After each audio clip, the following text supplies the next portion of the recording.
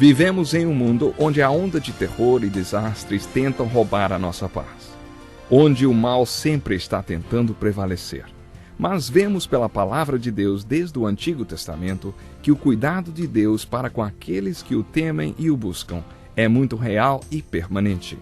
Fique atento a mais um programa Encontro com a Palavra. Aqui apresentamos a palavra de Deus como resposta a todas as mais difíceis questões da vida. Agora com você, Pastor Edson Bruno.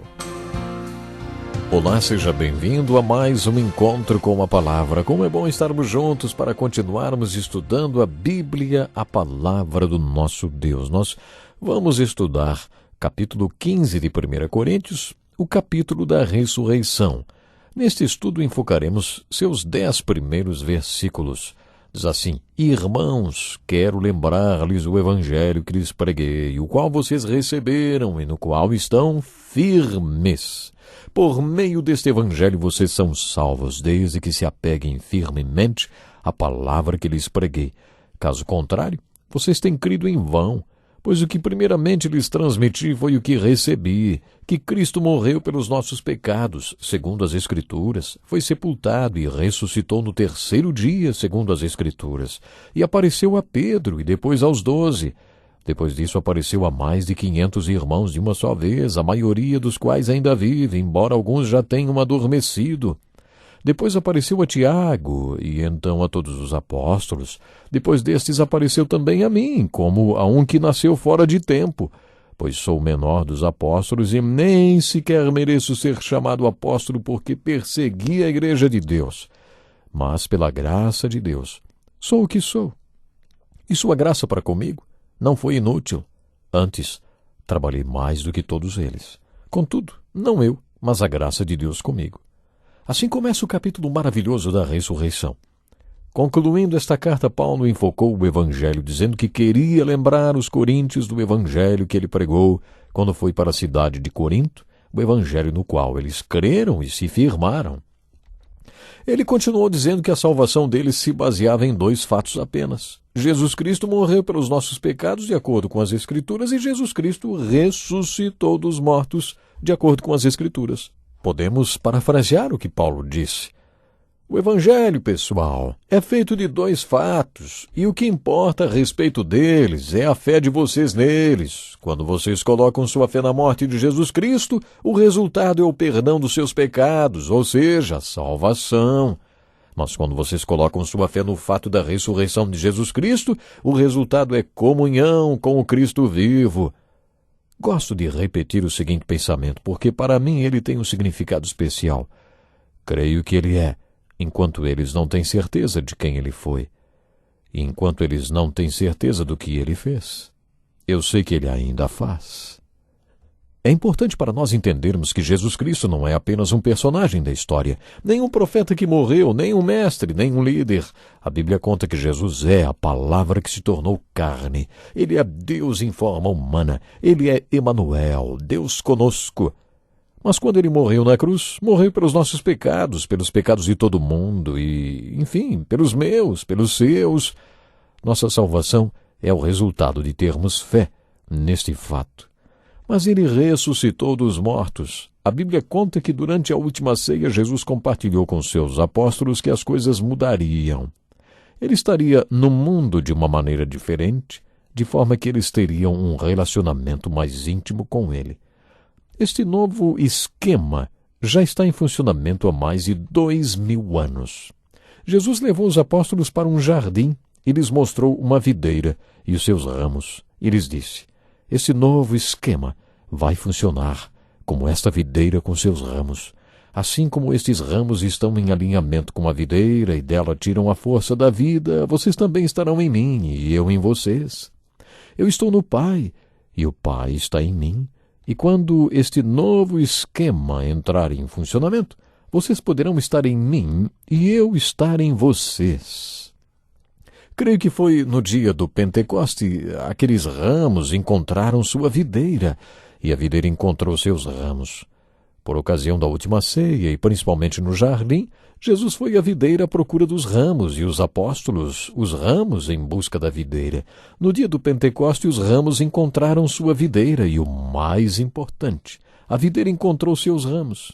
Esse novo esquema tem estado em funcionamento desde a ressurreição de Jesus Cristo e do dia do Pentecostes. É isso que significa a ressurreição de Jesus Cristo. Quando você coloca sua fé na ressurreição de Cristo, o resultado é comunhão com Ele, é viver em alinhamento com Ele.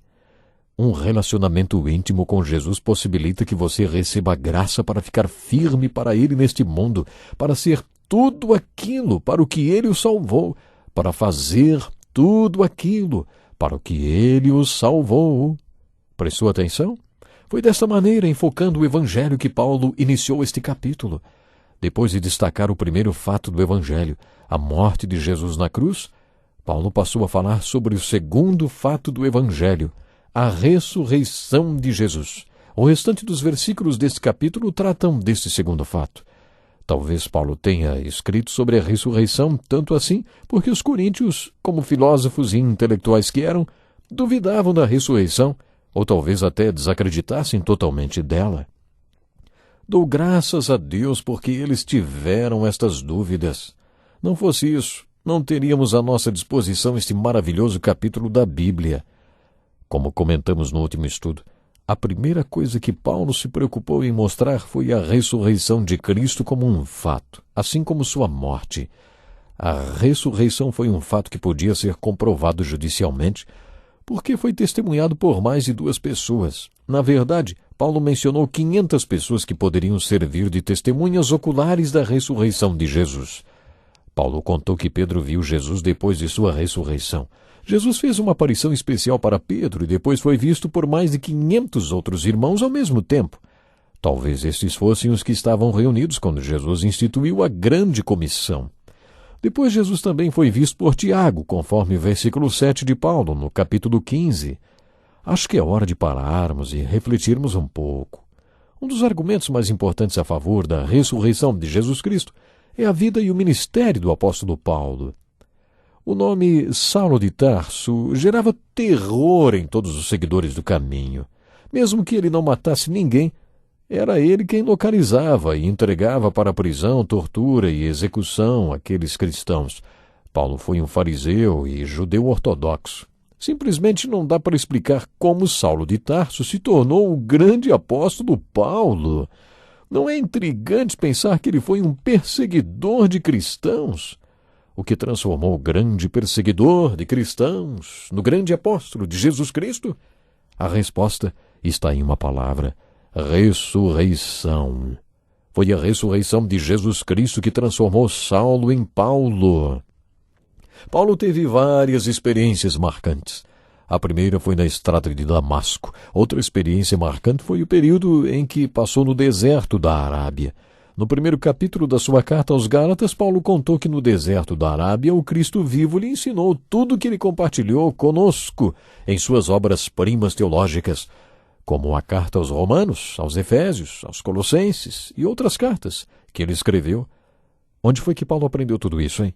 Na carta aos Gálatas, Paulo escreveu que não foi ensinado por ninguém, nem frequentou nenhuma escola, mas tudo o que sabia tinha aprendido com o Cristo ressurreto.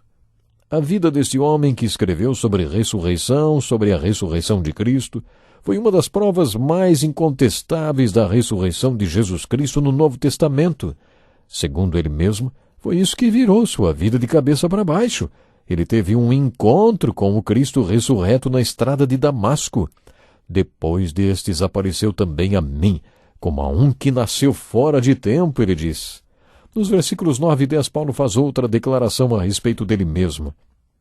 Pois sou o menor dos apóstolos e nem sequer mereço ser chamado apóstolo, porque persegui a igreja de Deus. Tem gente que acha que Paulo era convencido, mas se realmente compreendermos o que ele escreveu, veremos que ele nunca foi convencido, não, nem tinha falsa modéstia. Ele não se gabava de nada, apenas contava os fatos. No versículo 10 lemos: Mas pela graça de Deus sou o que sou, e sua graça para comigo não foi inútil. Antes, trabalhei mais do que todos eles. Contudo, não eu, mas a graça de Deus comigo. Realmente, o trabalho dele rendeu muitos e muitos frutos, mas como ele poderia estar se gabando dele mesmo se escreveu que não foi ele quem fez, mas a graça de Deus com ele? Agora pense nisso por um momento. Paulo não estava se exibindo. Estava falando de coisas que realmente tinham acontecido. O ministério dele rendeu muito frutos, rendeu mais frutos do que o de todos os apóstolos juntos. Este homem conseguiu fazer a Igreja de Jesus Cristo aparecer no mapa do mundo. Ele mesmo conta aos Romanos, no capítulo 15, que se você traçasse um círculo a partir de Jerusalém por todo o caminho por dentro da Itália, por um lugar chamado Lírico, não encontraria nenhum só lugar dentro deste círculo onde Cristo não tivesse sido pregado. Esta declaração de Paulo é surpreendentemente verdadeira. Ele tinha sido comissionado para ser o apóstolo do mundo não-judeu, o mundo gentil, e ele foi. Quer dizer que, para falar da ressurreição, ele abriu o capítulo explicando que o Evangelho é feito de dois fatos. O primeiro, a morte de Jesus Cristo, e o outro que corresponde à outra metade do Evangelho, a ressurreição de Jesus Cristo. Primeiro, ele mostrou que a ressurreição foi um fato, testemunhado por mais de 500 testemunhas, a maioria ainda viva, mesmo que alguns já estivessem mortos naquela época de Paulo. Muitos desses poderiam ser trazidos para testemunhar. Depois, Jesus foi visto pelos 12 mais de uma vez. Pedro e Tiago o viram pela glória de Deus. No versículo 11, Paulo continua falando da ressurreição com uma declaração. Portanto, quer tenha sido eu, quer tenha sido eles, é isto que pregamos, e é isso que vocês creram. A partir do versículo 12, Paulo começa a escrever sobre esse assunto.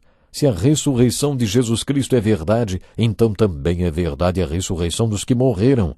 O restante do versículo 12 não enfoca tanto a ressurreição de Jesus, mas a dos seguidores de Jesus.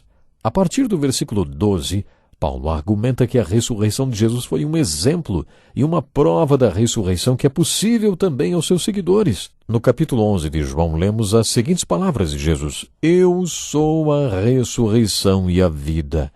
Aquele que crê em mim, ainda que morra, viverá. Nesta magnífica carta, Paulo argumenta que a ressurreição de Jesus foi uma ilustração do que acontecerá com seus seguidores. Ele relacionou a ressurreição de Jesus à ressurreição dos crentes.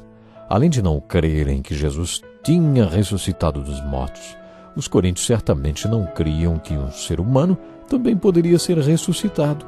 Por isso, nesta passagem, Paulo ataca 2 pontos. Primeiro, ele enfocou a ressurreição de Jesus. Por meio desse evangelho vocês são salvos, desde que se apeguem firmemente à palavra que lhes preguei. Caso contrário, vocês têm crido em vão. Que passagem maravilhosa, hein? Aliás, é a base do capítulo da ressurreição. Nós temos que ficar por aqui agora.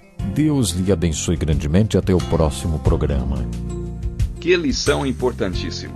Obrigado, pastor Edson Bruno. Prezado ouvinte, coloque em prática o que você ouviu aqui. Sem dúvida, sua vida será grandemente abençoada. Este é um estudo escrito pelo Dr. Dick Woodward, na voz do pastor Edson Bruno. Escreva-nos e solicite o material. Nosso endereço é Encontro com a Palavra, Caixa Postal 2011, CEP